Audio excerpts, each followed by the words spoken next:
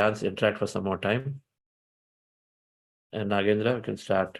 And those of you like to exit at this point, so feel free. So thank you very much. We'll continue this. Tomorrow marks the end of 3 weeks period for our program. We'll do long meditations on a Sunday. But otherwise, then now we're continuing with some Q&A with friends. Yeah. Girisha. Yes, very good morning, Srinji and Chandraji. I am part of this 40 days meditation, and I am seeing I don't know, I got attracted, and I am continuously every day joining this. And today, the way you gave the meditation, it was also awesome. I have one question, because we have the meditation, and as you people are having the objective to spread among the people, and we have the world to make a better place. So I have one question, like for every person, there is a different way to evolve and different timeline, right? So do you have any process to understand that how much timeline it requires for which person to evolve and what? So I will say just meditate. Pardon? When you're meditating, Yeah. you will get your own inner guidance, and there's no one formula, and everything is very dynamic. Everything is every time, at every day, every stage of your life, you have a free will. You can be a Buddha in one lifetime. You can be in Buddha even not in 100 lifetimes. Correct, right? correct. There's no timeline. In a sense, it is your free will. Your timeline depends on how you choose to operate your free will. How you choose to make your choices. How it depends on how you choose to live in how much awareness that you want to live. How that you want to live. How much aligned that you want to live. So all that depends on that, right? Mm-hmm. So there's no formula. There's no fixed formula that because everything is dynamic, right? Even though you're a meditator, you may be a meditator for 20 years. You may meditate. You may be meditating every day. But what you get up when you get up from meditation? You go back to your past patterns, past beliefs, past behavior, past emotional addictions.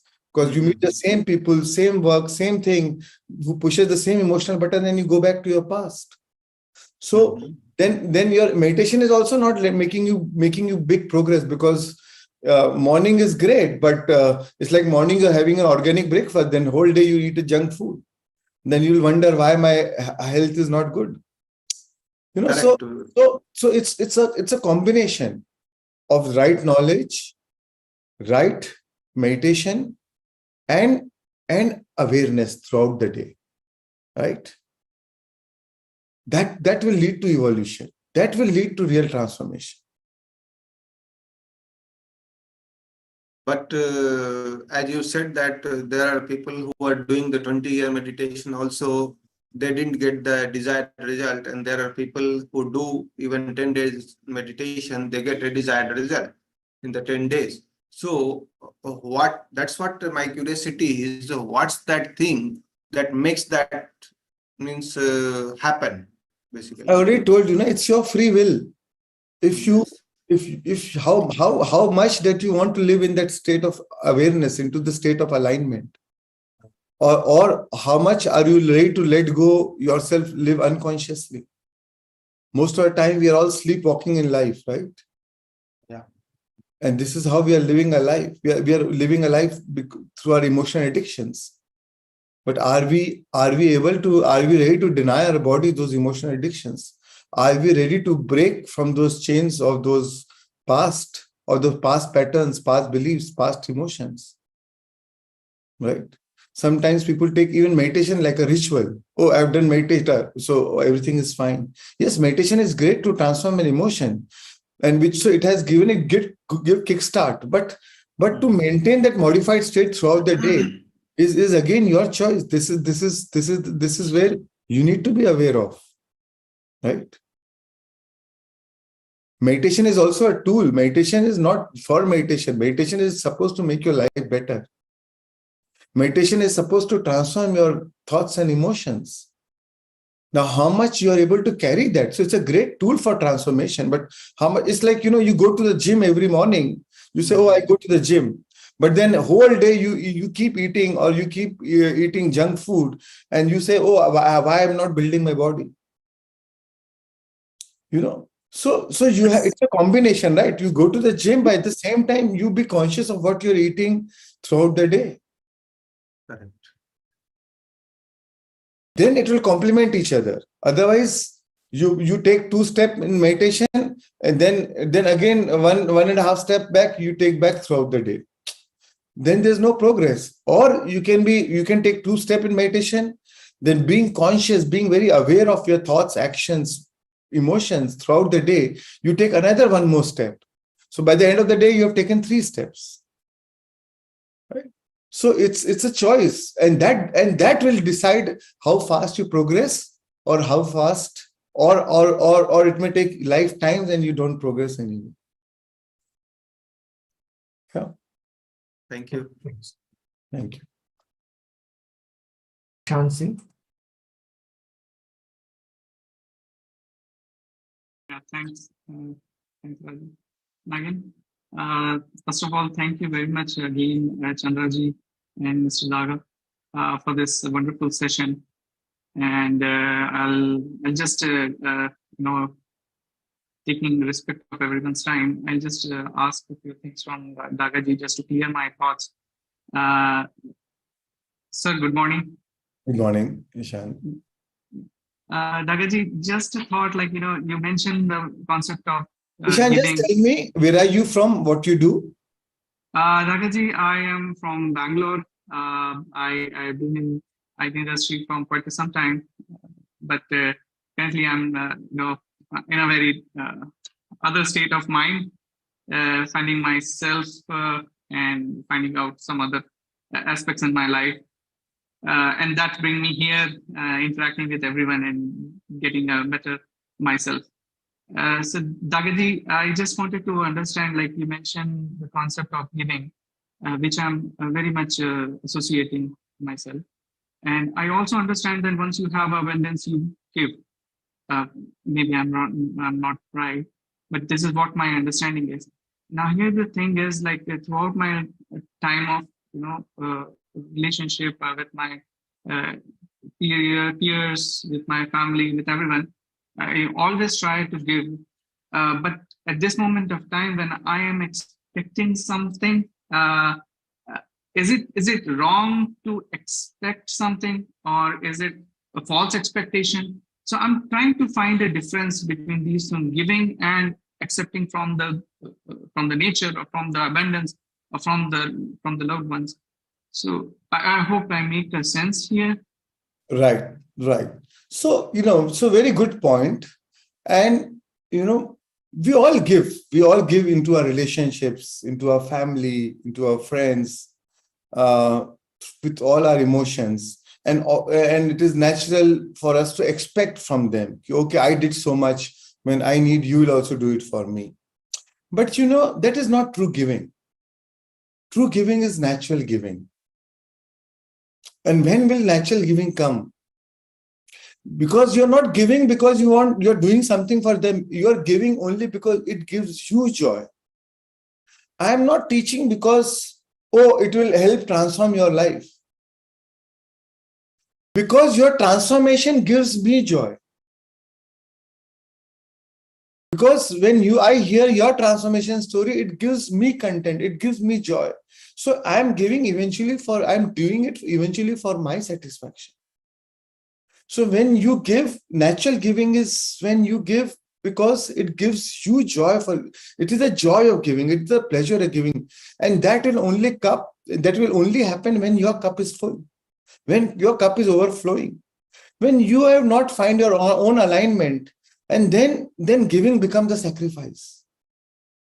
And when giving is a sacrifice, then there's an expectation. When there's expectation, there's a rejection. Then giving is a negotiation. Then giving is a calculation. Then giving is a business. Oh, I give, then this is what I'll get in return. Right? So that is not natural giving. That is, again, you're doing another kind of business. There is a transactional. Right? Then you're giving out of calculation, negotiation, expectation, projection, rejection, which can lead to then separation, judgments. But when it is natural giving, you give, then there's no attachment. You give and you don't even realize, you don't even remember that you gave. You even forget that you gave, right? Because you are not attached to it. And that is what true giving is. And that is why it is important. First is your alignment. Only when you find your alignment, you can actually truly give. So the best thing you can give to others or to the universe is the gift of first is the gift of your alignment. And then everything can flow from that. Otherwise, givings become sacrifice.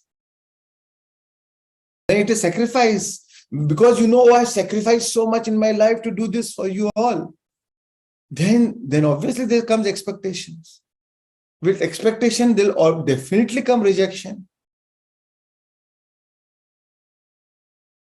And then with rejection comes separation, pain, suffering.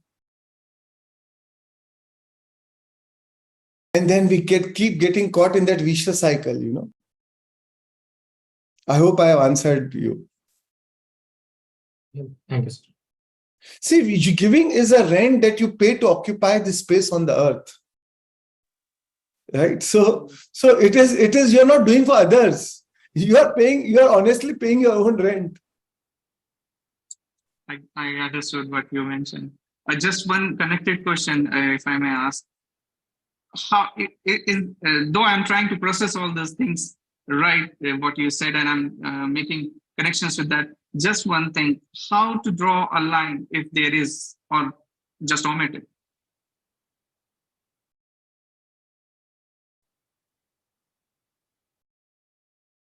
Rumi said, why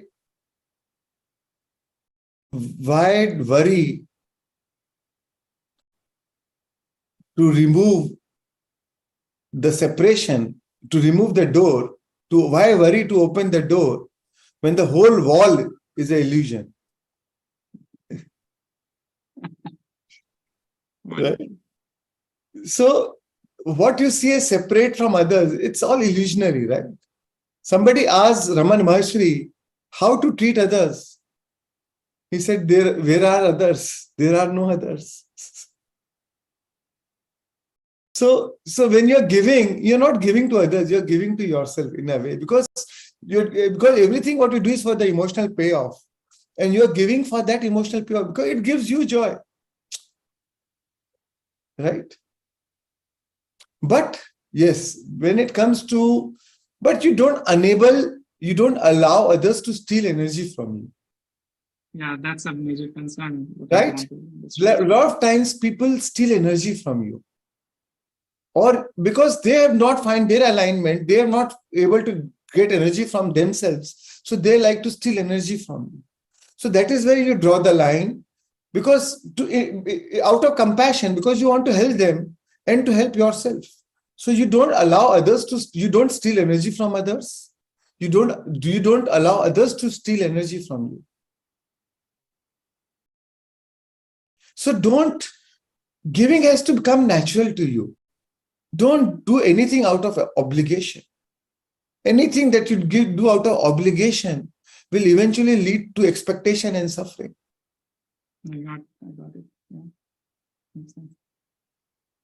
So correct me if I'm wrong. I'm just trying to compensate everything and making a one thing. Like giving, another one is like giving to yourself. That is number one. Number two is when someone is drawing energy from you, that is the moment I need to be a little conscious and not to burn my hands. And third thing is always try to be on a higher side of abundance. That way you can associate with the world and don't be attached to that person or to the thing. Right. Thank you. Or Thank to the you, outcome, or to any outcomes.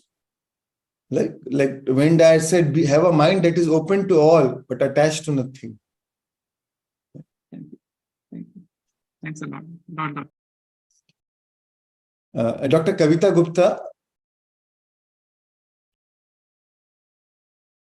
Yes, it's so lovely to see you. Same here. I'm so happy to see you after such a long time. Lovely. Yes. And there could be no other person better than you to tell about giving, because you are such an inspiration for everyone. The way you have given, the way you have, the first time I visited Pyramid Valley and Sai told me about you.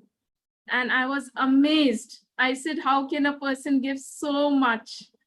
And it's amazing. And then when I attended your free workshops, you not only taught, but you also gave food, and you also gave everything, whatever was possible.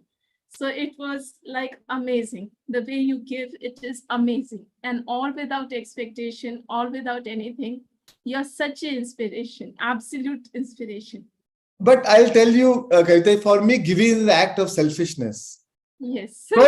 Because when giving, I feel I get that emotional satisfaction. So I'm not giving for anybody else. I'm giving because it gives me joy. Right? And we all are custodian of the wealth, right? We all are custodian. So we should not feel, oh, this wealth is mine. This house is mine. I'm a caretaker of this house. I'm a caretaker. I'm a custodian of this wealth. Because we are all spiritual beings having a human experience. We all are living in this hotel called planet Earth for a temporary time, right? So we are all visitors on this planet, So while we are transiting, I feel we have an opportunity to raise our consciousness. Right. And by giving, we are able to, it gives that, because it gives that true joy, the true contentment, we are able to raise our consciousness. So it is a tool for raising our consciousness. Right. Right. Absolutely. So what you are doing, you're an enlightened master. So you are feeling that way and you're able to do it that way and give that way. So, and you are truly inspirational. So today's talk of yours was extremely good because it also made us realize a lot of things. And as you said, that giving itself is an act of selfishness, which is so right, because that is true oneness, which you are speaking about. So thank you very, very much, Shreyans. I don't have any particular question, but I just wanted to thank you for all the inspiration that you give. Thank you. And you are also doing amazing work, being such a senior IAS officer, and after leaving a job, you have started a foundation. Can you just mention a little bit about the foundation work, what you're doing? Shreyans, my foundation is the Good Rock Divine Charm Foundation, named after my mother and father. That is Sushila, Good Rock, and Dayal Mohan, Divine Charm. So that is how the name is. And the foundation is predominantly concerned of identifying patterns in people's lives and based on the patterns to see what are the corrections which can be made, because that is something very important for people as a guidance tool. So through astrology or through past life regression or through tarot card reading, all the three formats, you can, and based on the past lives and your current life patterns and the past life patterns, both, you can find out what are your blind spots and where you're making some errors or some faults, which we keep on repeating again and again. So we don't learn the lessons. So sometimes, we don't even know that we have that problem. Absolutely. We have that fault. So that is a tool. And then to identify that, and then to see what corrections you have to make, what is the purpose of your life. Purpose of life need not be something very big. It can be to correct a simple small fault. So if somebody identifies that purpose of life and is able to work on that, then he can have a quantum jump spiritually. So that is what the foundation is doing. I've recently written a book also on the neuro-linguistic programming. It's a novel. And I had written earlier spiritual novel, Love Only. And Yeah, and you are an amazing writer and amazing poet. Lovely. Yes. Thank you. Thank you so much, Shyans, for giving me this opportunity to speak about it. And thank you very, very much. You're a trustee of the foundation. So we'll be seeking your help in further taking it forward.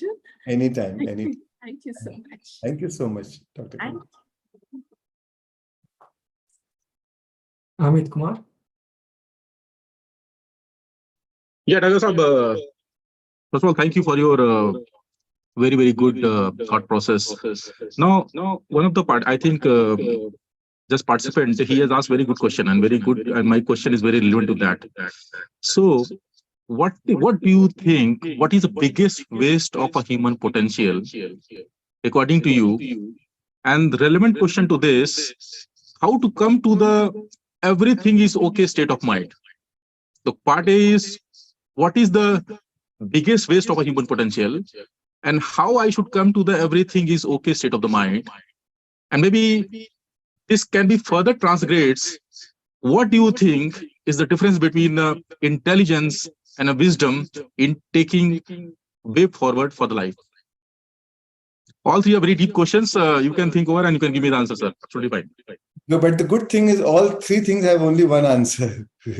Meditation? Meditation. Yeah. My job is very easy. Because when you meditate, you find your own alignment. Right. Then you find your inner alignment. When you feel that wholeness, that complete, right? Right. Then everything else fall in place. But what is important is the awareness. So when you say intelligence is the right knowledge. But when you meditate, when you make it experiential, when you bring it into your experience, then it turns into wisdom. Right? So like somebody asked Buddha after his enlightenment, what have you, when he was teaching meditation, he said, what have you gained from meditation? He said, nothing. But I have lost.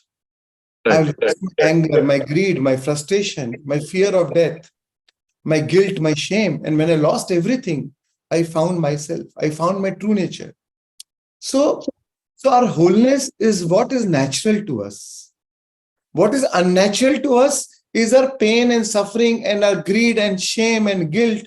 That is unnatural. That is our conditioning that we have gone, which we are carrying from our past lives and in our current life situations, which we are from our social conditioning, what we have learned from our mother, father, teacher, preacher, minister, religion, nation, friends, trends, everything that we are imbibed from that culture scape. Right? So that is what is unnatural to us. So that is what. So what we have to need is to drop that, and meditation is a great tool in dropping that. And once you drop, and it's some kind of resistance. Once you drop that resistance, you naturally align to your inner being. And when you connect to your inner being, then everything else flows. Then it is no more intellectual. Then you think feelingly, you act feelingly. Everything becomes spontaneity. Everything becomes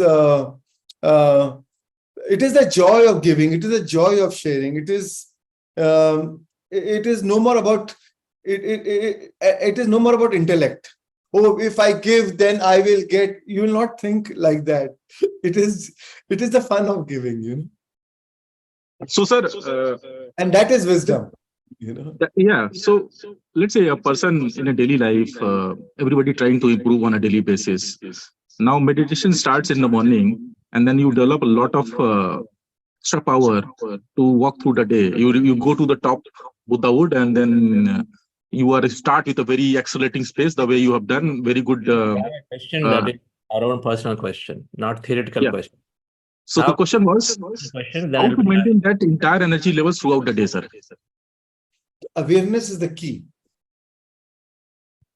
The moment you're aware, of your unconscious thoughts, your unconscious patterns, your unconscious belief systems, your behaviors, your attitudes, your reactions.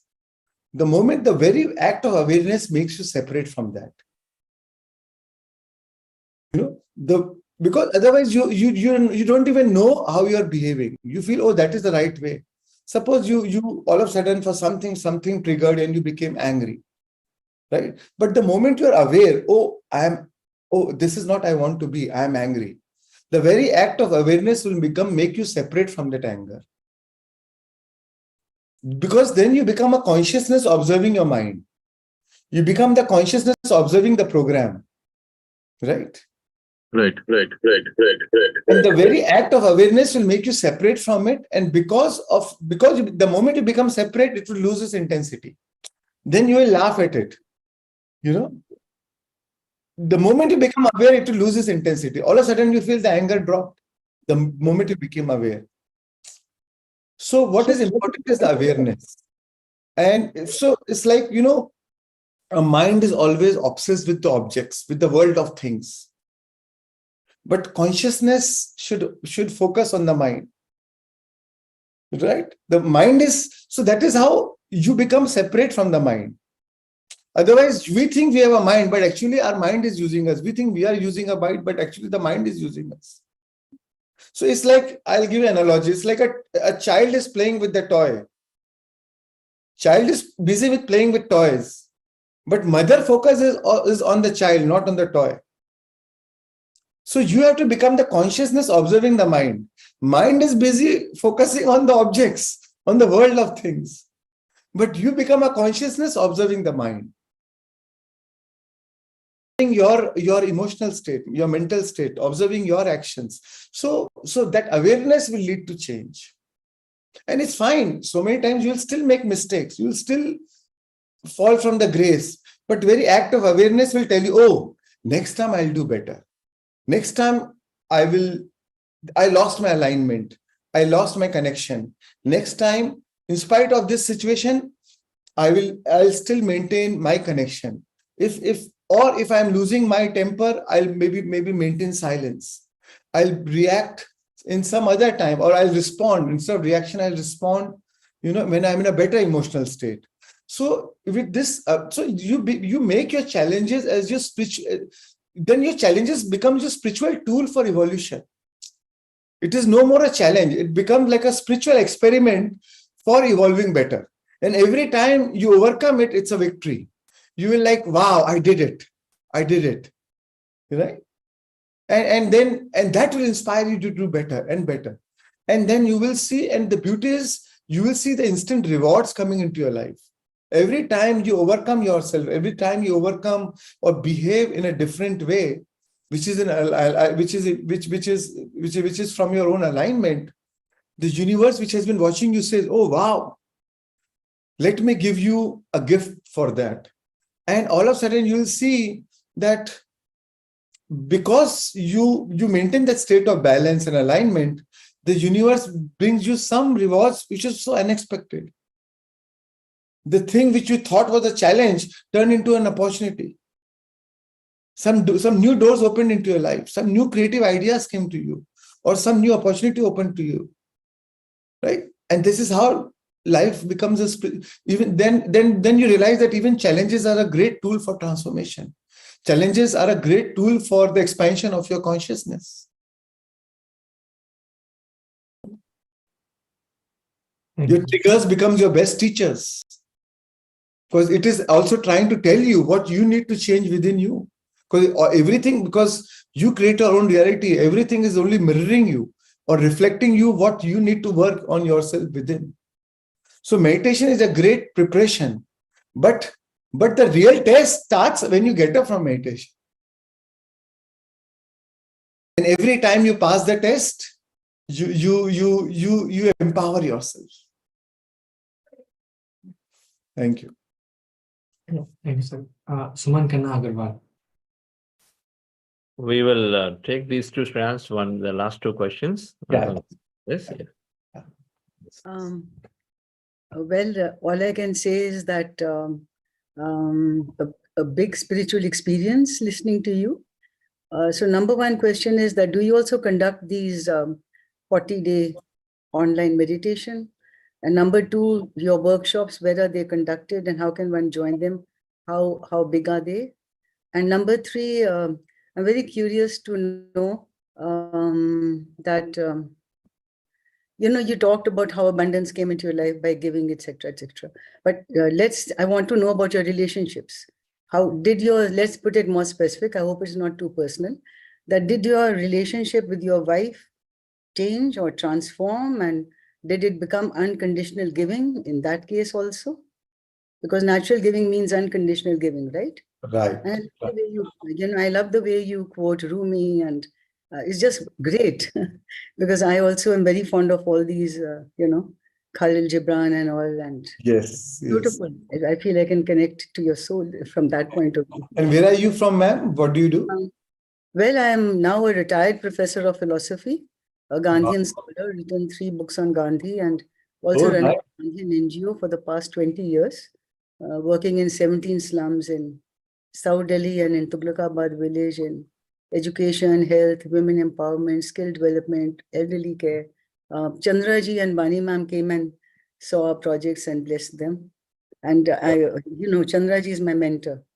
Because I did a lot of courses from Art of Living, Osho, then, went to Coimbatore with Isha, Foundation and all.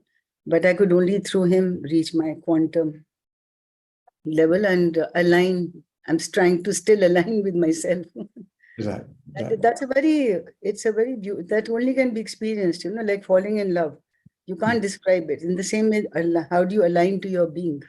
Yes. Once that alignment comes, everything else falls into place. Yes. But that's it's a big task. And I was also wondering, so strange in a way that your main relationship is actually to the universe. There's no other meaningful relationship in the world, actually.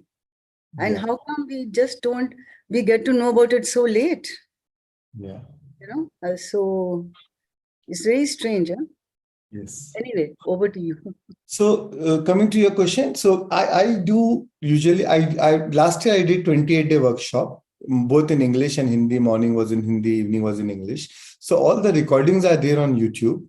Mm-hmm. This year I have not yet planned any workshop. So usually my workshops are for 3 hours. So it's like a talk on some topic followed by meditations, mm-hmm. and then Q&As. So online ones. And then I did for 28 days. This year, I'm planning to do some time for 40 days, but I have not planned the dates. But the old 28 days recordings are already there on YouTube, on my YouTube channel, Dhyana Jagath Foundation YouTube channel. I do in-person workshops, which is like a 1-day workshop or a 4-day workshop. Usually the residential workshops, I do it in Pyramid Valley, like a 4-day workshop or a 10-day workshop. Like in March end, I'm doing a 4-day workshop in Pyramid Valley. Then in May, I'm doing a 10-day workshop again in Pyramid Valley. So residential workshops, I do it in Pyramid Valley. 1-day workshops, I've started traveling around different cities now, and I'm doing 1-day workshops, morning 9 to 7:30 in different places. Yeah. So this is what I do. And I have my app called Soul Lab, SOULLAB, where all these meditations, all the talks are also there on the app, which is a free app you can download and you can practice it. Coming to your question on relationships, I feel relationship is one thing which is the most challenging part, and especially with your loved ones, especially with your most near and dear ones, which is probably your spouse or your children, but I feel it is also a great tool for transformation. And eventually it is a mirror trying to tell you what you need to work on within. And most of the time, those who know your blind spots is your spouse, right? They will not fake you. They will speak their truth because you have to be authentic because you live day in and day out. So, but because of that, because we live day in and day out, it also brings judgments. So much of judgments, and that judgments carry that emotional charge. So it's a long answer, but maybe I'll just tell you that relationships are the laboratories of the soul. Mm-hmm. It is the hospitals for the soul. It is a laboratory of the spirit, where unhealed wounds will be brought up for healing. So it's an opportunity for that to heal. But can you give a personal example of what happened? Come on. So then like Right. So in my relationship, like with my wife, I'll tell you that, like, you know, what I've learned in my relationship with my spouse is relationships are not supposed to make you happy. What I've learned that relationships is supposed to make me more conscious. And relationship is a lesson in friendship. It is not the best. It is not more love which make a better relationship. It is a better friendship which makes a better relationship. And this is what I experience in my relationship with my spouse, that it is more a better friendship which makes a better relationship. Explain friendship. What do you mean by friendship? Friendship is better understanding of each other, better acceptance of each other. Accepting and allowing. Most of the time in relationship, we want the other person to change. Like many years, I wanted her to change. I go into spirituality. Oh, she should behave like this. She should be like this. She should. But the moment I carried a lot of my judgments towards her. But again, because the judgments carries an emotional charge, right? And the more judgment I carried, the more I evoked that kind of response from her. So I was participating in that behavior. The moment when I learned about judgment and about 7 unseen mirrors of relationship, of which the second mirror is about dropping the judgment, and the moment I dropped the judgment, I saw her behavior change towards me. Right? So I realized that many times it is all a reflection of myself. So our only power is to change ourselves and our respond to their behavior, rather than trying to change them. Right? Like Rumi said, yesterday I was clever, so I wanted to change others. But today I'm wise, so I'm changing myself. So if you can use a relationship is not supposed to make you happy, it's supposed to make you more conscious, more aware, more about your or if it is, and many times when you love somebody, their behavior triggers you because you have expectation. But what I've realized that why is it triggering me? If the same thing happened to Buddha, it won't trigger him. But then why is it triggering me? That means there's something in me which needs healing, which needs my loving awareness, which needs my compassion towards me. So eventually relationship is about how you relate to yourself. So in other words, others are only trying to mirror they are only trying to mirror that reflection. So don't try to change others. When you change inside, you will see the change in that reflection. So would you also say that, your relationship with your spouse, actually you have to work out your karma through that? Of course. Because many things come up and it's actually, as you just said, you're actually working out your karma through them, no? Of course, we choose a spouse so that our unfinished lessons, our unfinished business, unfinished emotional lessons or emotional patterns which we needed to overcome in our last lifetime or unfinished business, we choose so that we both can help each other for each other's transformation. How to let go of expectation in a relationship with your spouse? So only when you are complete with yourself, then you don't expect from them also. And that comes after how many years of meditation, or the quality, I know what your answer is going to be, but I will not say alignment with yourself, what does it really mean? See, it's about put it in words. It's about it's about degrees of alignment and degrees of expectation. So it will keep changing with time. It will keep changing. The degree of expectation will depend on your degree of alignment. The more you feel fullness within you, the less will be your expectation with your spouse or with anybody outside. Right? And then that can change. Today I am meditated, well rested, well slept. I'm fully aligned.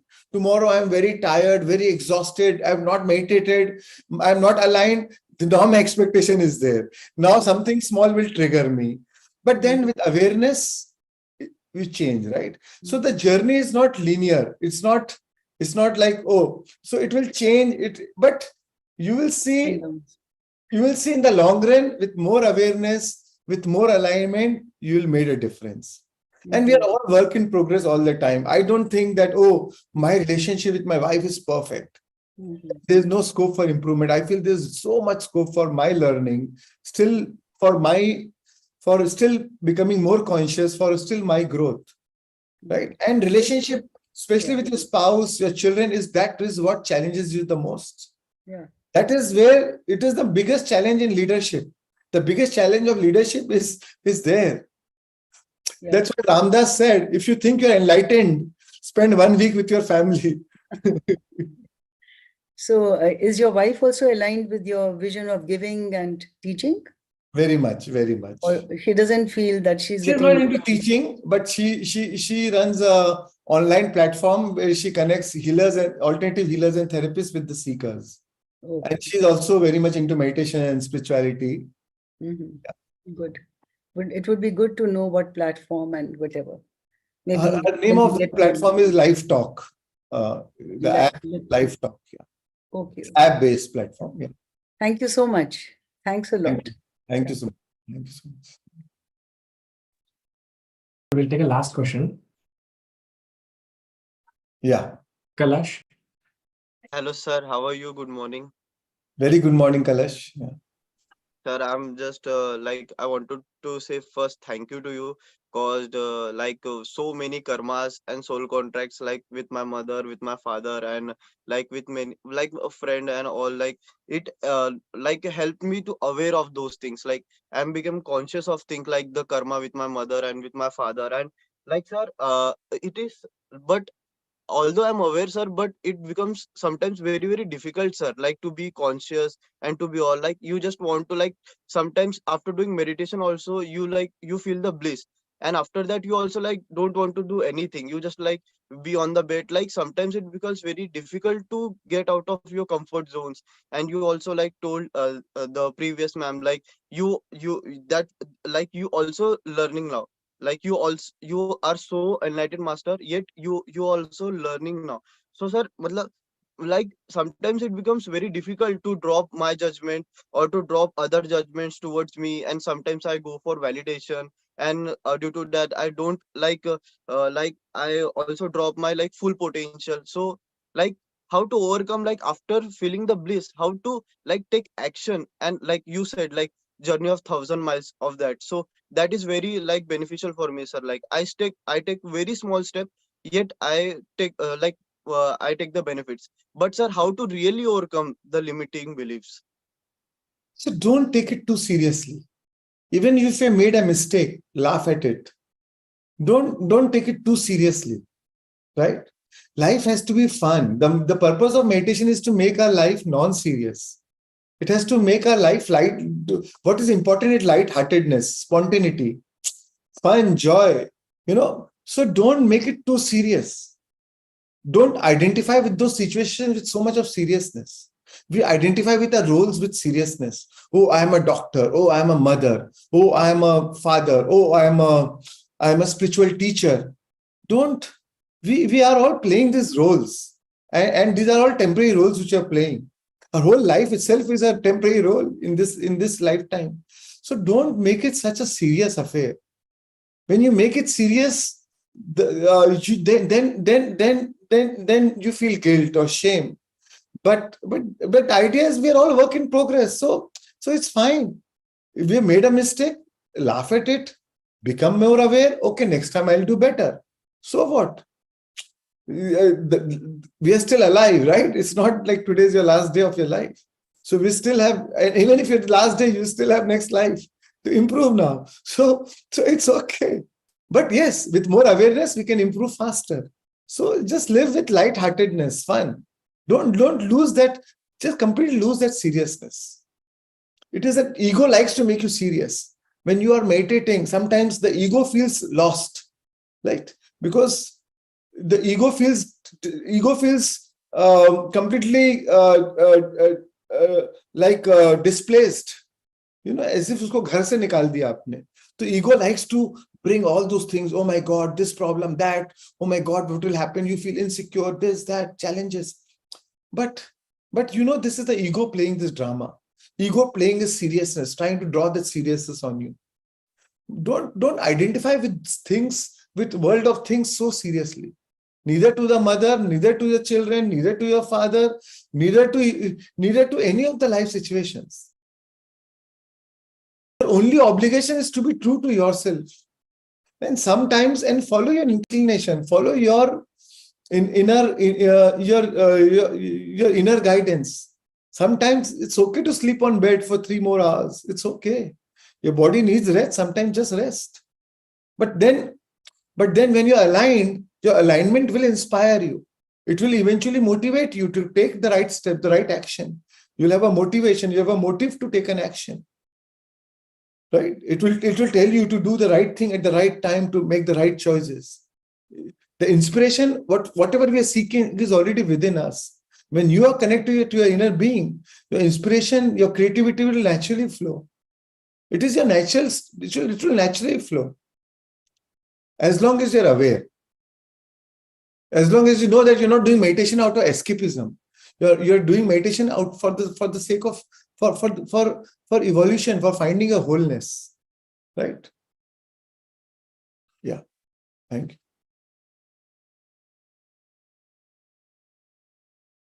Thank you, Shreyans. A book full of questions and answers came there easily. Boy, so he spoke for more than an hour just on this Q&A. All right, so there's so many pages of that. So dear friends, it is impossible to summarize what Shreyan speaks. There's so much wisdom flows in all directions, and so thanks for those candid answers there. And many wants to get there, and then of course Shreyan is so patient to explain. But that meditation, that satsang, that wisdom that we are regularly back into, and if you are into it, many questions that we ask will disappear in 6 months. And then you're into it, then some more questions will disappear in another 6 months. It's also an active choice we make to be in these satsangs. That the formula is there. Regular meditation, regular satsang, to be in the right company, and then constantly learn. These 3 things is the formula, and then all packaged together into service. When we give, we come into meditation service, these 3 are practically, they are there automatically. In addition to having this deep contentment, fulfillment that Shreyan spoke about. Shreyan, thanks for inspiring many people to give. And Suman Khanna Agarwalji and Rajiv ji are amazing, doing amazing amount of work for us here in this conference. They're taking it personally quite a bit, and then inviting people in whichever way. And Rajiv ji is an World Bank architect, and so we are dreaming of Institute of Excellence through Meditation Mega Pyramid project in Delhi. I briefly mentioned to you. So he's drawing some inspirational drawings in the beginning just to get the intentions out. So a lot of things are going on. So thank you, folks. Chance, when is your book coming? I don't know. I don't know. Somehow I'm not yet inspired to write a book because I feel I'm still learning. But I'll write someday. Yeah. Yes. All right. So thank you. Right time. So we look forward. And Trans is there in the conference, dear friends. So he's there on for sure on 25th Sunday. He has a talk and has a meditation there, and available whole day there. And if possible, we may join us on previous day evening. But otherwise, we'll see him in the conference. So thank you. Yes, thanks. Thank you, all of you. Thank you, Chandra. Thank you for inviting me. And thanks to all of you for the gift of your time and attention and staying for such a long time. Really appreciate it. Thank you so much. Thank you. Thank you. And how is the talk, Sonalji? Hi, Raj. Please turn the camera a little bit into Raj also. Yes. Hi, What a Sonal. Good to see you. wonderful- How are you? Very good, very good, very good. Thank you too. Such a wonderful. Thank you, Chandra sir, for creating this platform and bringing these masters together. My incredible first ever Pyramid Valley journey with Shreyan sir, Vani ma'am, and Chandra sir. What could I ask for more? It's one of the best experience of my life. And I'm so, so grateful, and I'm inspiring everyone that we all come together again and again. And thank you for all your wisdom, so much of love, so much of compassion, and it's endless. Even after 9 days, I didn't want to leave there. So thank you for that platform. Thank you. Thank you. Thank you, Sonal. Thank you. Raj? Yes, so it's thank you. Good evening, all. Good morning. Amazing as you guys are doing a phenomenal job. And I've been hearing a lot of things from Sonal. She's inspired me on extending my meditation hours.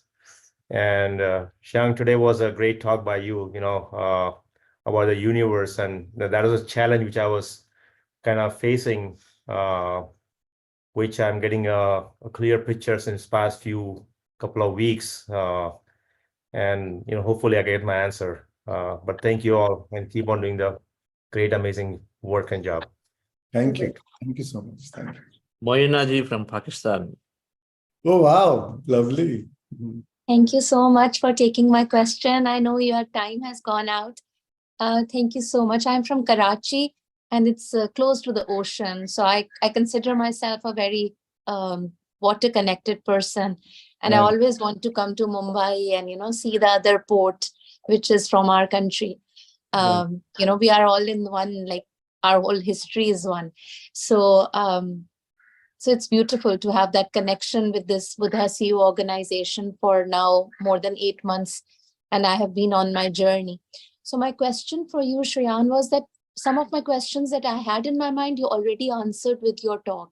And some of the questions I had, there were other people who asked the questions. And I think that is, yeah. Question is over now. Only appreciation to Shreyan to close it, but you can always reach out to him. I'll give you. Chandra, let's listen to a question. Since coming from Pakistan, I would love to answer. Okay, then there you go. Okay, chalenge to bahut achhi baat. Okay, so the question is, Shreyan, that when you mentioned that you were 19 and then you evolved as a person, right? And then you became who you are. Now, meditation came late to me. At the age of 52, I discovered it. Now, when I meet people, I'm a very social person. I'm a teacher. I do many tasks. But when I started aligning myself, in my inside, I found lots of inner peace. I found my truth. I found my detachment. I found everything. I'm very content. I'm so content that I feel sometimes even the purpose I thought initially to manifest, this time my meditation is only to question my purpose, because I forgot. Like there's so much has come my way that purpose now seems like, I don't know if it's really something I want to manifest. So that's why I came to this meditation journey of 40 days now. So my question is, when I meet other people, to them, even without me saying anything, they say like, Moina, we feel like we've never met you. Who are you? Like, you are our teacher, you are our friend. You look different, you talk different, you seem different, you glow differently. What is with you? But a lot of them not prepared to see the hard work of 8 months or the love of 8 months, not even hard work. I had to do it. So how does one embrace this truth, which is within? I don't want to hide it, but it can't be said in one sentence. So just tell me how you cope with the external change that occurs with the inner change, because your truth comes out in many ways. So yeah, so you speak your truth, and it's not about your relationships. You make or everything around is the same, but what it makes it is more meaningful, because you're doing what you're doing, but now it's from a different state of being. The underlying consciousness below that is now different, right? And many times your nearest one will, because who always took you for granted, who always have seen you in a different eyes, will be the last to see that change. The new person will immediately see, because they are seeing from a fresh eye. The old people have conditioning, but eventually when they realize the change, your change itself becomes the tool for their transformation, because your change will inspire them. Your alignment will inspire them to seek their alignment, which may not happen immediately. Immediately they may feel frustrated. Now she no more gossips with us. She no more does kitty parties with us or whatever, Now but so initially, but eventually when they come in a stage of life where they feel they are seeking something meaning or something outside is not giving them fulfillment anymore, when they are trying to look within, then they will take inspiration from you, and then they will learn from you. But sometimes it takes time. So our idea is also not to, when we find our alignment, then our alignment itself, when it teaches them their alignment. It's sometimes the energy speaks to them even before we speak. So a lot of times we don't need to impose our spirituality on them. You can share your wisdom, you can share your transformation, but again, without expectation that they will transform. In a sense that, okay, I found this, maybe you can try it. Maybe in a more suggestive manner rather than imposing it on them. No, rather, I sort of detached. Instead of imposing, I'm saying the opposite.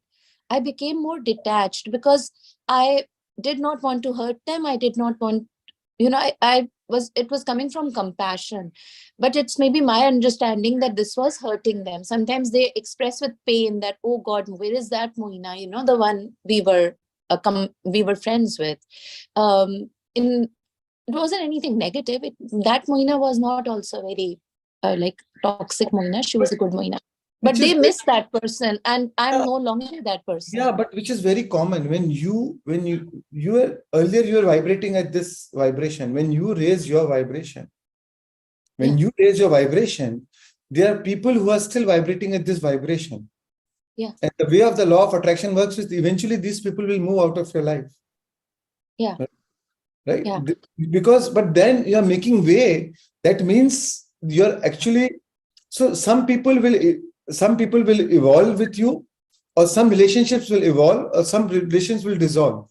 Yeah, that's happened. Right. So only those who are able to raise your vibration or will continue with you, or the new people will come who are aligning with your vibration, right? Okay. So be ready to lose some people on the way. Okay. So don't feel bad for it. Don't feel angry for it, or don't feel, oh my God, this is a natural progression, right? When you're in a class 3, when your class that passed that exam, you go to class 5. But you don't say, oh, I miss my class 3 teacher, and so I want to go back to class 3. This is natural progression. And people, and especially those who have not made that change, people like to see you as ordinary. People like to see you as average, because it makes them comfortable, because it makes them feel like, oh, it is my type of people. But when you are pursuing greatness, when you are pursuing excellence, it makes them uncomfortable. Okay. So be ready to lose them on their way. They may give you their grief, their pain, and they may try to pull you down, to lose your alignment. But that is the time where you have to be aware, no. And the only way you can help them is by maintaining your alignment. Then they will inspire eventually to come like you, to become like you. That's why one in alignment is more powerful than millions who are not. Right? Okay. Yeah. Thank you so much, Rian. Thank you. It's like when you go for a morning walk, something strange happens, right? If you're going for a morning walk with somebody, either you match their pace or they match your pace. So it's your choice. Whose pace do you want to match to? Yes. Thank you. Thank you, Moinaji. Rakesh, your observation and conclusion of session. Since Rakesh is our trustee. Yes, Rakesh, how are you? You know him. He's taken a larger role in Buddha Safe Counter Foundation, does many things, and of course, he's actively behind the Be Supermind app that's being built. Yes. Lovely. Thank you, Chandra. And Shreyan's amazing. There's no other words, right? Now, after close to 9, we have 100+ people listening to you, listening to your wisdom. For me personally, I've been always inspired by your relationship talks. Many of my exploration around relationships started with your talks. So thank you for everything that you're doing. today's talk about giving, absolutely. I think there's so much to take. Of course, I've always been inspired by Chandra's giving nature, but this talk fully reinforces what we gain everything by giving. Thank you so much for everything that you're doing. Again, it's in giving is not just in terms of money, right? It's all about how you give your time, your resources, your energy. Right. So, Khalil Gibran said, you give little when you give of your possessions. Only when you give of yourself that you truly give. Right.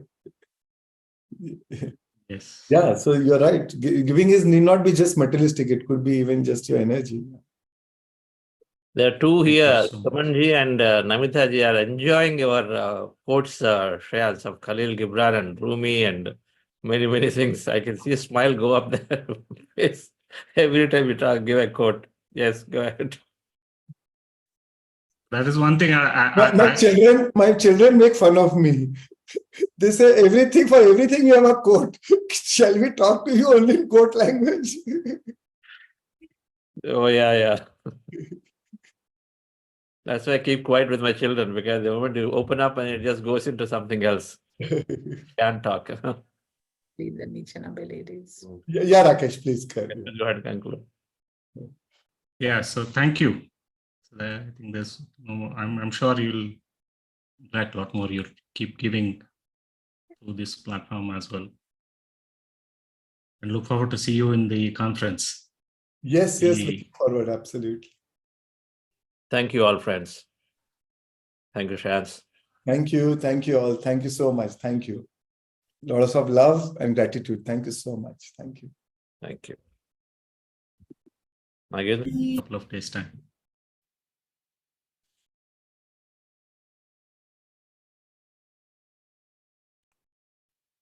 Feeling this heat.